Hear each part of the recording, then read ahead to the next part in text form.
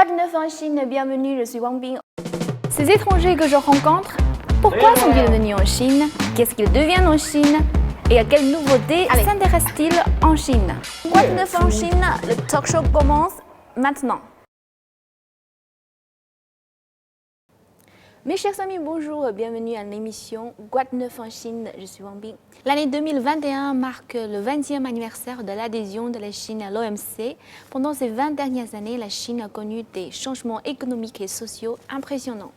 Et ce qui a aussi engendré une nouvelle ère de développement économique pour le monde entier. À ce sujet, j'aimerais bien présenter les deux chers invités qui m'accompagnent sur le plateau aujourd'hui. D'abord, Wang Yang, journaliste de CGTN Français. Bonjour Wang Yang. Bonjour Wang Bing, bonjour à toutes et à tous. Et mon collègue français Nicolas, journaliste et présentateur de CGTN Français. Bonjour Nicolas. Bonjour Wang Bing, bonjour. Merci à vous deux.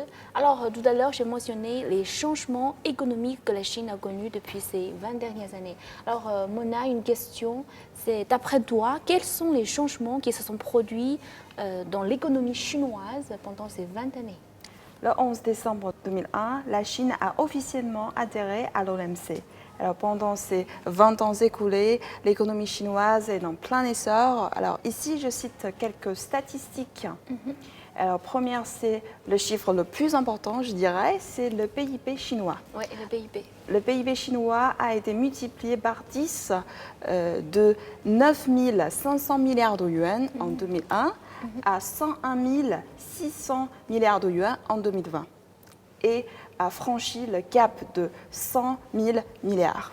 C'est assez impressionnant. Oui, c'est impressionnant. Oui. C'est assez en peu de temps, il n'y a aucun autre pays dans le monde qui a pu évidemment s'approcher de ce genre de résultats. C'est une vitesse, je dirais, extraordinaire. Alors, deuxième chiffre, c'est sur la production de céréales. Alors, deuxième chiffre, c'est 669,5 milliards de kilos. La production globale de céréales du pays en 2020 a atteint 669,5 milliards de kilos et plus de 650 milliards de kilos en 6 ans consécutifs. C'est-à-dire l'adhésion de la Chine à l'OMC, c'est vraiment une grande opportunité pour la Chine. Exactement, oui. C'était d'ailleurs, la Chine cherchait à rejoindre le précédent organisme, le GATT, qu'elle avait quitté dans les années 50. Et elle essayait vraiment de récupérer le train du commerce mondial. Finalement, les négociations ont duré assez longtemps, au moins une quinzaine d'années. Et quand la Chine enfin a retrouvé sa place au sein de ce grand organisme d'économie mondiale, et ben depuis, la Chine a fait beaucoup d'efforts pour libéraliser son économie, pour s'ouvrir vers l'étranger. Et ça a stimulé à la fois son développement intérieur. Et effectivement, on verra plus tard, ça a aussi stimulé le commerce mondial et le développement des autres pays. Donc c'est vraiment un résultat. C'était attendu, de toute façon, on ne peut pas non plus laisser un pays d'1,5 milliard d'habitants en dehors du commerce mondial, surtout avec le... Sinon, ce n'est pas une organisation mondiale. Tout à fait, oui, c'est juste une organisation occidentale. Et puis, Mona, tu as d'autres statistiques? Oui, j'ai encore deux chiffres. Alors, troisième chiffre, c'est plus de 220 catégories de produits industriels. La production de ces plus de 220 catégories de produits industriels est au premier rang mondial. Et aussi, la valeur ajoutée de l'industrie reste 11 ans, occupe la première place mondiale pendant 11 ans consécutifs.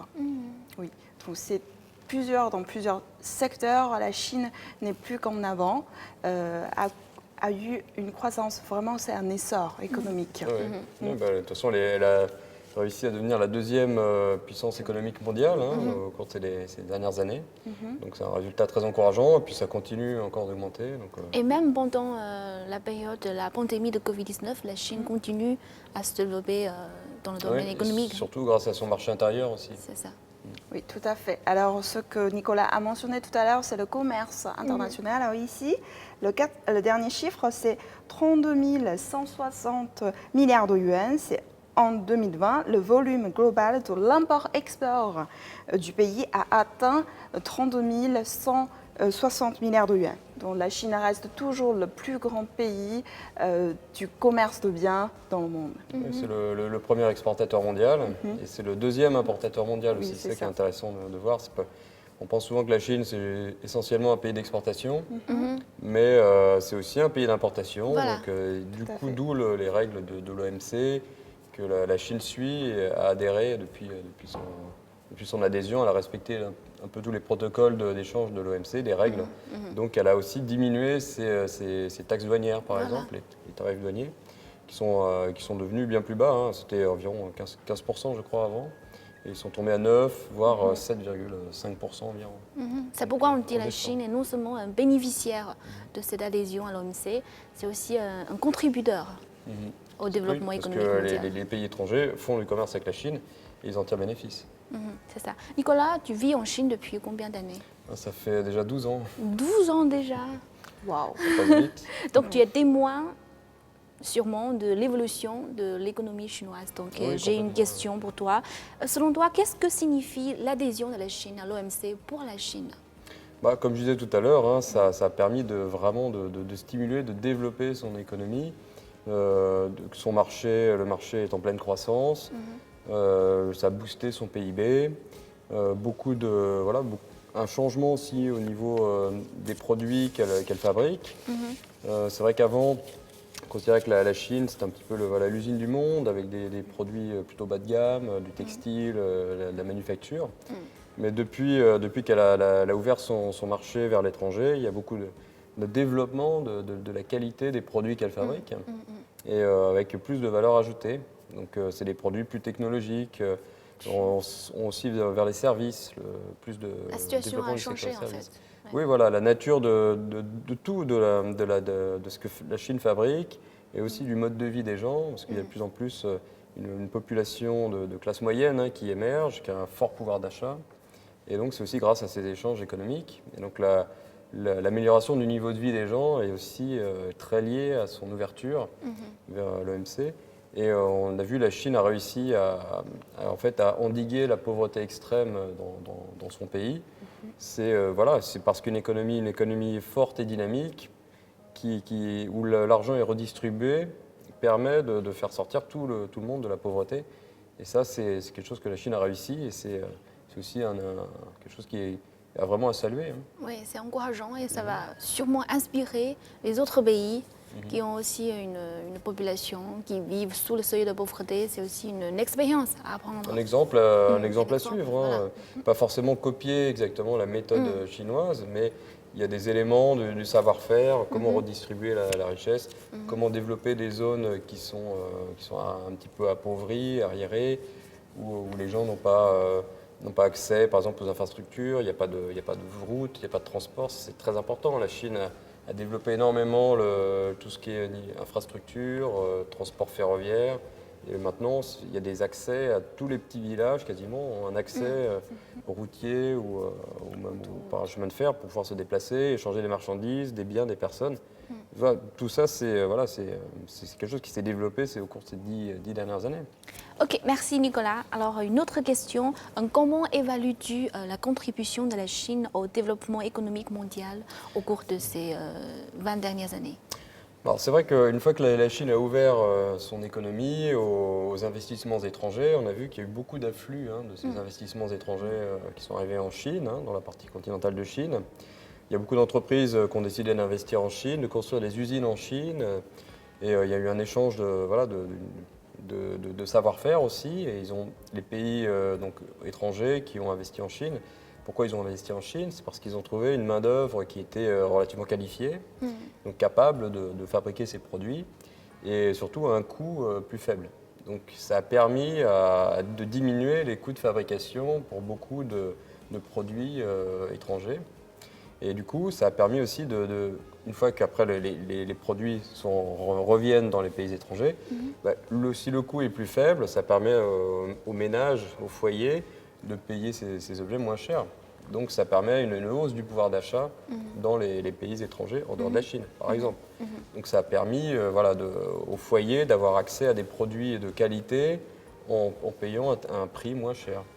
Donc c'est une des contributions de la Chine grâce à sa main-d'œuvre qualifiée et peu coûteuse.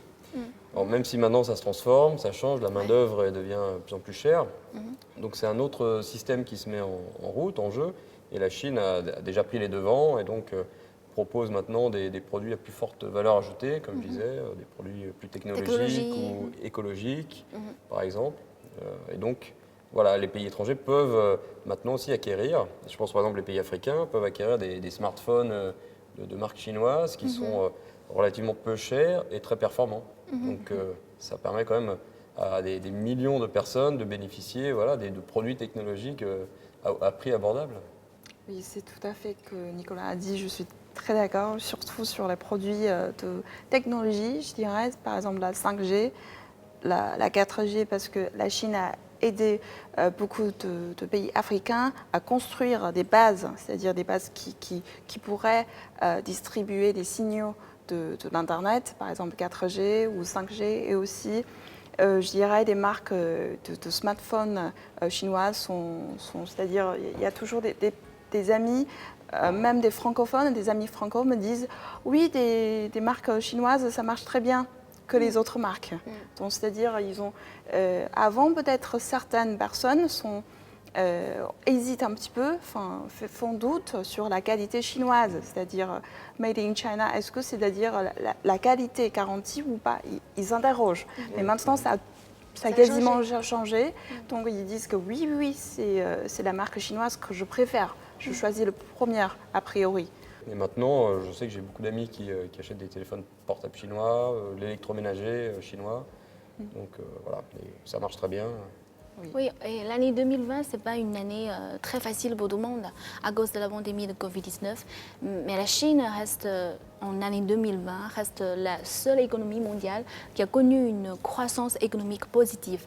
C'est-à-dire que la reprise économique chinoise se contribue aussi énormément à la reprise économique mondiale. Oui, exactement, oui, c'est vrai. Il y a cet effet d'encouragement. C'est vrai que le fait que la Chine fonctionne bien, continue de fonctionner, les autres pays qui ont eu des difficultés peuvent être aidés par cet élan, en fait. Sans parler des projets d'infrastructures auxquels la Chine a participé dans les Énormément pays en voie de développement.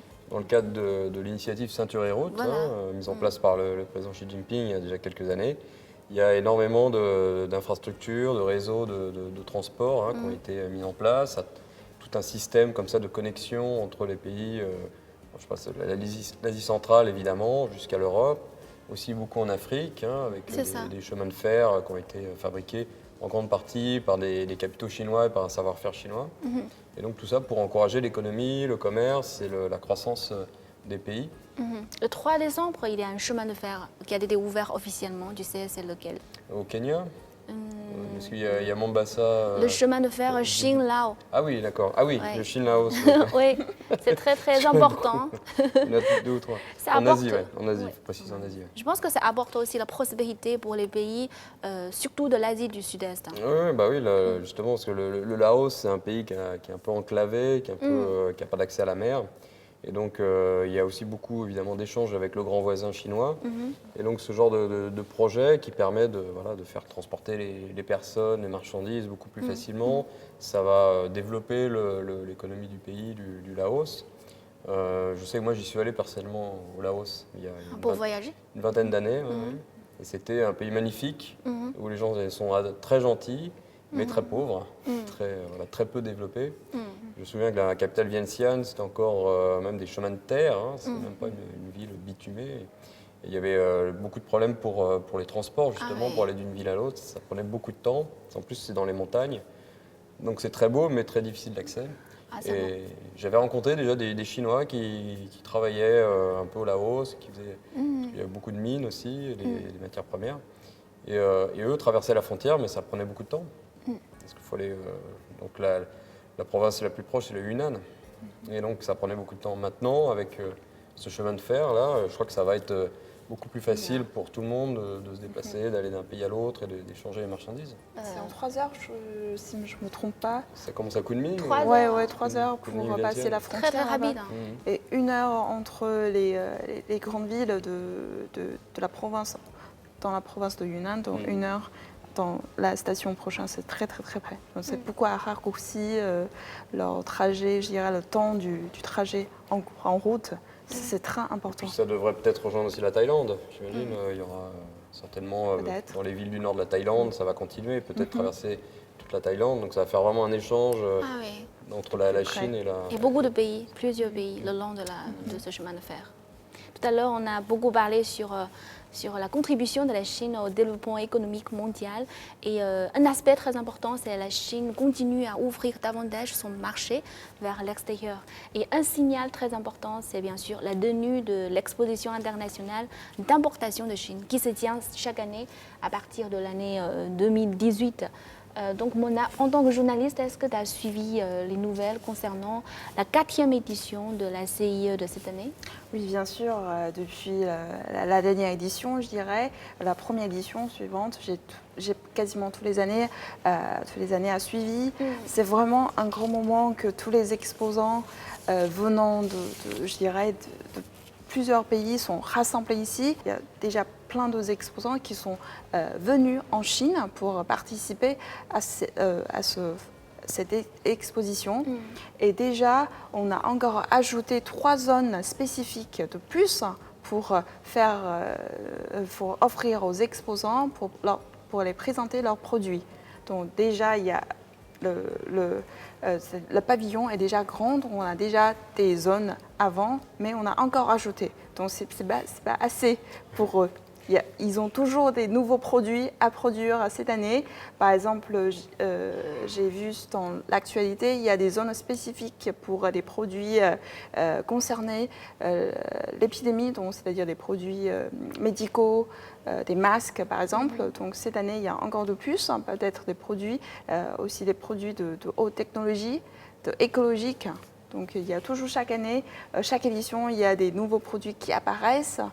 Donc vraiment, ça a montré que la Chine est vraiment immense, un marché immense pour eux. Un marché immense et dynamique.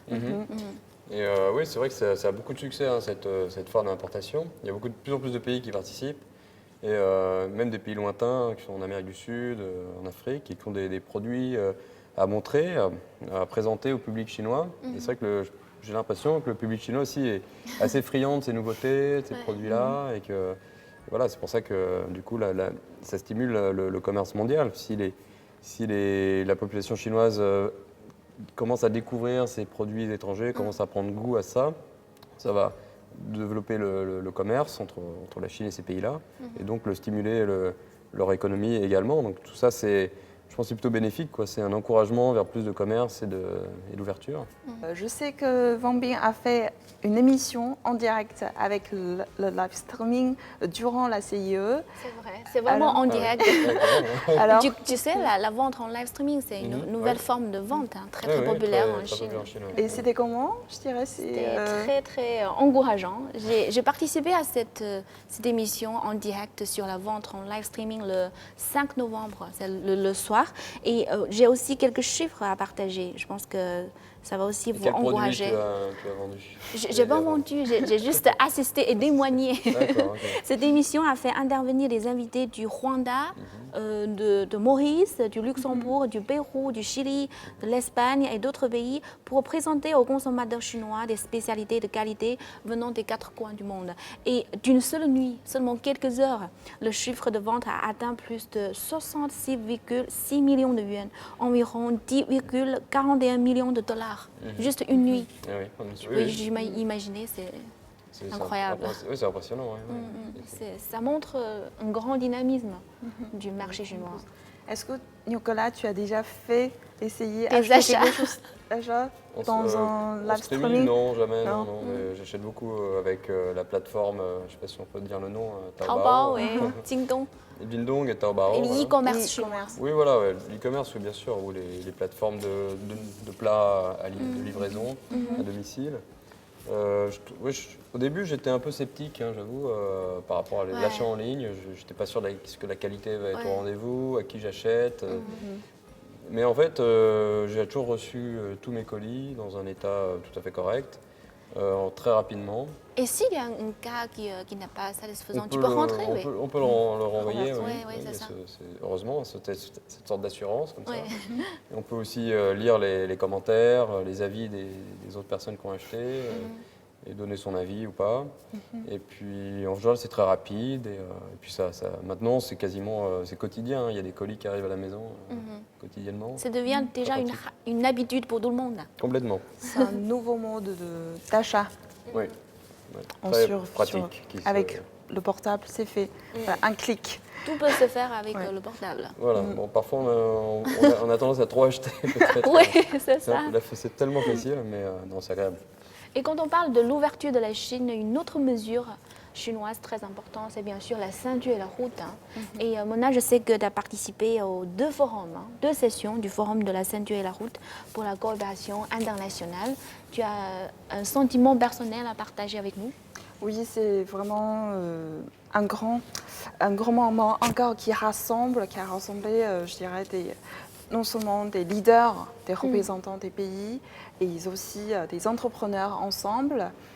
Déjà, je suis très heureuse à participer 2 éditions du forum, la première et la deuxième. Donc en personne, surtout pour la deuxième édition, je dirais déjà par rapport sur la durée du forum, il y a une journée de plus. Et cette journée, c'est plutôt dédié ce sont pour les PDG. On a organisé une conférence des PDG. Pour les Donc, entrepreneurs? oui, pour les entrepreneurs, non seulement venant des pays africains, je dirais, qui est le long de l'initiative La ceinture et la route, mais aussi, cette fois, j'ai rencontré beaucoup d'entrepreneurs européens. Ils ont un grand intérêt à faire l'investissement en Chine. Même à l'époque, il n'y a pas encore l'épidémie.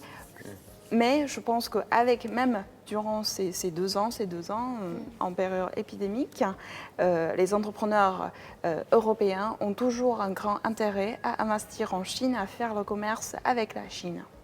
Je me souviens, à la fin, ils ont eu un fruit, ils ont signé beaucoup, je dirais, 283 projets ensemble pour cette conférence des PDG. C'est-à-dire qu'il y a vraiment le résultat. Oui, vraiment qui a le eu lieu. résultat. Il y a des petits forums parallèlement qui ont organisé, je dirais, même en 1 heure. Donc il y a des entrepreneurs ils me disent que je ne pourrais pas aller à tous les forums. Donc peut-être il faut que je choisisse. Donc leur emploi du temps est vraiment très chargé. Donc toutes les personnes que j'ai interviewées à l'époque, on dit j'ai confiance en marché chinois et j'attends que la mise en place de ces projets. Non, c'est le début de ces forums, à mon avis. Ça va continuer dans les années à venir. Ça va certainement devenir un rendez-vous international, à la fois politique et économique, hein, et peut-être culturel. Oui, c'est ça. Tout à l'heure, on a beaucoup parlé sur nos propres expériences en tant que journalistes. Et maintenant, on va parler d'un point de vue personnel, c'est-à-dire en tant que personne ordinaire qui vit en Chine, qui vit en France. Quel changement l'adhésion de la Chine à l'OMC a-t-elle apporté à la vie des gens ordinaires? Donc, Nicolas, en France, est-ce qu'il y a des changements ou bien à l'étranger? Oui, je pense que, comme on a dit tout à l'heure, il y a beaucoup de produits chinois qui sont arrivés dans les pays en France ou les pays étrangers. Des produits qui sont de qualité, hein, plutôt technologiques. Des produits chinois. Des produits chinois, voilà. Je pense aussi que comme la Chine travaille beaucoup sur le bio et sur les produits écologiques, il y a aussi beaucoup de ces produits qui vont être achetés de plus en plus par les pays étrangers. Les panneaux solaires, par exemple, les batteries électriques. Il y a aussi tout un peu plus, ça c'est un niveau supérieur, mais l'industrie nucléaire aussi en Chine est en plein essor aussi. Il y a des réacteurs de nouvelle génération. Donc voilà, il y a aussi pour éviter d'utiliser toujours des matériaux qui sont mauvais pour l'environnement. Je pense sortir du charbon, sortir de toutes l'essence et le pétrole, tous ces produits qui abîment l'environnement, trouver d'autres moyens pour se développer, continuer un développement, mais que ça soit bénéfique, un peu plus bénéfique, moins nocif pour l'environnement. Donc la Chine est vraiment engagée là-dedans. Et je crois que ça plaît vraiment aux Européens, parce que je parle en tant qu'Européen. On rappelle que l'accord de Paris, hein, ça est signé à Paris avec le soutien de la France et aussi de la Chine énormément. alors que les États-Unis s'étaient retirés un peu sous l'administration Trump de toutes ces grandes réunions pour l'écologie. Et c'est la Chine, avec la France et d'autres pays, qui ont essayé de vraiment changer les choses. Et donc on est dans cette... en ce moment, bon, malheureusement, l'épidémie a un peu ralenti tout ça, mais dès qu'on sortira de l'épidémie de coronavirus, je pense que ça va reprendre, on va retrouver tous ces échanges pour et ce développement vers l'écologie, vers un environnement vert. Donc et la Chine a vraiment son rôle à jouer là-dedans. Et les Européens en sont conscients, les Français en sont conscients. Et l'image de la Chine, d'ailleurs, est meilleure au niveau de l'écologie que l'image des États-Unis. Ça a beaucoup changé avant, mais depuis quelques années, vraiment, on sent que le gouvernement chinois a pris les choses en main. Au niveau de la pollution de l'air, on le remarque à Pékin, l'air est beaucoup plus propre, et c'est vrai dans d'autres villes. Les rivières, les fleuves sont moins pollués aussi par les déversements sauvages. Vraiment, il y a un effort pour préserver l'environnement en Chine, on peut le sentir. Il y a l'économie verte aussi.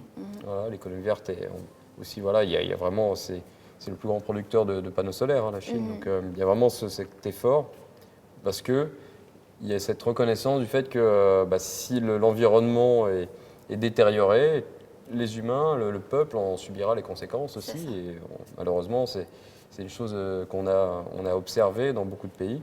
Et la Chine en est consciente, et les Européens aussi. Donc on travaille là-dessus. Et ça, c'est plutôt des bonnes choses qui sont faites ici en Chine. Et c'est reconnu par les Européens. Je suis sûre qu'il y aura plus de coopération dans ce domaine-là.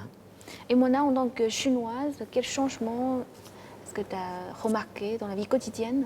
Déjà, qu'on a toujours mentionné, c'est-à-dire des produits importés des pays étrangers qu'on peut facilement trouver maintenant. C'est vraiment, peut-être dans la rue, on peut trouver une petite boutique. Je ne sais pas si Nicolas connaît, Pianifon. Des petites, juste dans la rue. Un peu comme 7-Eleven. Oui, un peu comme. Ouais. Et il y a toujours des rayons spécifiques dédiés aux produits importés. C'est les petites épiceries de quartier. Et avant, on peut seulement trouver, par exemple, dans les grands marchés, supermarchés, par exemple Carrefour, ou bien des supermarchés plus grands à une grande échelle. On peut trouver, il y a des rayons spécifiques pour... et aussi, les catégories de produits importés, c'est, comme on dit, on n'a pas grand choix. Il y a seulement quelques marques qu'on connaît, peut-être qui sont importées, qui ont été importées. Mais là, il y a plein de catégories, par exemple sur les produits de lingerie, des vêtements, même des meubles. On pourrait acheter des meubles fabriqués à l'étranger. Tu es en train de décorer une maison. Oui. Acheter des meubles venant de l'étranger. Oui, il y a des meubles, on peut trouver même des tapis sont venant fabriqués à l'étranger, par exemple. Donc maintenant, c'est vraiment impressionnant qu'on les choses qu'on veut, on peut les trouver facilement, même sur Internet. Par exemple, on peut acheter en ligne, un clic, et aussi dans les magasins sur place, on peut les trouver. Donc c'est vraiment, avant, je dirais, c'est un peu difficile quand même. Par exemple, par rapport à certains produits, peut-être alimentation, ce sont des produits qu'on a importés premièrement. Plus évident. Voilà, plus évident. Mais après, par exemple, les meubles, les produits, je dirais, plutôt de lingerie, c'est un peu s'éloigner de nous, mais là, c'est vraiment, surtout, les produits cosmétiques pour les filles. Venant de la peut les France, facilement par exemple. trouver. France, Japon, produits Japon, français, ils voilà. sont très célèbres, Corée Oui. du Sud. Et c'est vrai que je rejoins ce que tu as dit, pour ces petites boutiques, on peut trouver vraiment plein de produits importés. Il y a des enseignes ici à Pékin, je parle à Pékin, qui sont spécialisées dans ces produits d'importation. Et donc c'est vrai qu'en tant qu'étranger vivant en Chine, on a parfois, surtout quand ça fait longtemps qu'on habite en Chine, on a parfois plaisir à retrouver un peu des habitudes de consommation comme on avait dans nos pays. Et c'est vrai que, je parle d'Europe, d'Australie, des États-Unis, partout, on trouve ces petits produits, on achète pour la nourriture, que ce soit pour le petit déjeuner, pour simplement du chocolat, des fromages, du vin, des choses comme ça. Et donc c'est maintenant très facile à trouver. à Pékin, à Shanghai. Dans les villes de rang inférieur, je pense que c'est encore je pense c'est difficile à trouver. Mais il y a quand même des enseignes chinoises qui les proposent. Effectivement, il y a des rayons de produits importés. Ça se développe, ça se voit. Après, il y a plein d'enseignes, évidemment, pour les vêtements, qui se développent beaucoup ici. Et on peut Vêtements de regarder luxe. plus de films étrangers. Oui, c'est vrai. Les cinémas, oui, les cinémas sont Lecture. ouverts. Il y a des livres. Des livres, ouais, des bibliothèques, livres, des librairies où on peut acheter des. Et des surtout, livres. maintenant, c'est plus facile pour les Chinois d'acheter une voiture par rapport il y a 20 ans. Ouais, il y a moins de taxes. Moins de taxes. Taxes. Et aussi pour les smartphones. Je pense que tout le monde assis ici, tous les trois, je pense. Moi, j'ai déjà utilisé c'est troisième smartphone ou deuxième. Oui, chacun a plusieurs smartphones déjà. J'en suis à mon troisième aussi. J'avoue que je n'achète pas des smartphones chinois. J'achète coréens, c'est bien aussi. Mais j'ai hésité, effectivement. C'est aussi international. C'est international, voilà. Ouais. Mais j'aurais pu aussi acheter le modèle chinois, qui est très bien. Après, c'est vraiment. C'est quasiment comparable, hein, donc c'est ça qui est bien. Hein. Vraiment, à ce niveau des produits technologiques, il y a une vraie différence. Mon ordinateur portable, par exemple, de marque chinoise. De plus, il y a plus de marques chinoises maintenant. Qui est aussi, qui sont sortis à l'étranger. Je dirais même la couture. Couture, il y a des marques de vêtements qui sont déjà sorties à l'étranger et disent que ce sont une marque chinoise. C'est pourquoi on dit l'adhésion de la Chine à l'OMC, c'est vraiment gagnant-gagnant pour la Chine et le monde entier. Maintenant, c'est plus facile pour les étudiants chinois peut-être d'aller à l'étranger, faire les études. C'est plus facile aussi. Et tout à l'heure, tu as mentionné que pour les Français, tu as mentionné le domaine écologique. Je pense que pour le Français ordinaire, j'ai interviewé un Français qui s'appelle Laurent Le Pen, qui vit à Shenzhen actuellement. Et il est venu en Chine il y a environ 13 ans. Et c'est l'esprit d'ouverture de la Chine qui a attiré. Et puis, il a décidé de s'installer vraiment en Chine, d'avoir sa famille et puis avoir sa carrière sur les produits connectés. Et surtout à Shenzhen, qui est un grand bassin technologique. C'est ça, un grand pôle. Oui, c'est la Silicon Valley chinoise. C'est ça. Qui est un développement extraordinaire, qui est lié d'ailleurs avec l'ouverture de la Chine, l'ouverture de son marché, vers plus de libéralisation du commerce. C'est la première zone franche, la zone spéciale, la zone économique spéciale de Chine. C'était un petit village de pêcheurs qui s'est transformé en quelques années avec des gratte-ciel énormes, avec cette proximité avec Hong Kong et puis cette proximité aussi avec Guangzhou, avec ce port. C'est une grande baie. Voilà, c'est une la grande baie là, qui est en train d'être développée avec tous encore des infrastructures, ces ponts qui les relient. Et donc vraiment c'est très dynamique et ça ne m'étonne pas que beaucoup d'étrangers soient attirés pour investir là-bas, travailler là-bas, vivre à Shenzhen et dans la région de la Grande Baie. Et c'est vrai que c'est un modèle de dynamisme, d'ouverture, et profondément, c'est lié avec cette ouverture, cette adhésion de la Chine à l'OMC. Donc, on voit que tout est lié en fait. Oui, tout est lié. Cette ouverture et ce dynamisme et le fait que ça aille dans les deux sens. C'est ça. Tout le monde peut profiter de cette opportunité. C'est un résultat du commerce international, c'est aussi de la mondialisation économique qu'on a bien profité des bénéfices dedans, même si les étrangers, même nous, des Chinois. Alors, dans l'ère post-épidémique, la Chine jouera un rôle plus important sur la scène économique mondiale. Alors, Mona, d'après toi, qu'est-ce qui s'y trouve ? Le marché chinois, la Chine est un marché mondial, ce n'est pas seulement domestique pour les Chinois. Donc, c'est ouvert à tout le monde. Donc, si quelqu'un veut faire le commerce, trouver une chance, une opportunité, alors venez en Chine, vous trouverez. Voilà. Et deuxièmement, je dirais, c'est l'innovation. Alors l'innovation signifie que la Chine cesse de faire soi-même, innover, c'est-à-dire d'avancer, de créer des choses de première technologie, de faire l'innovation.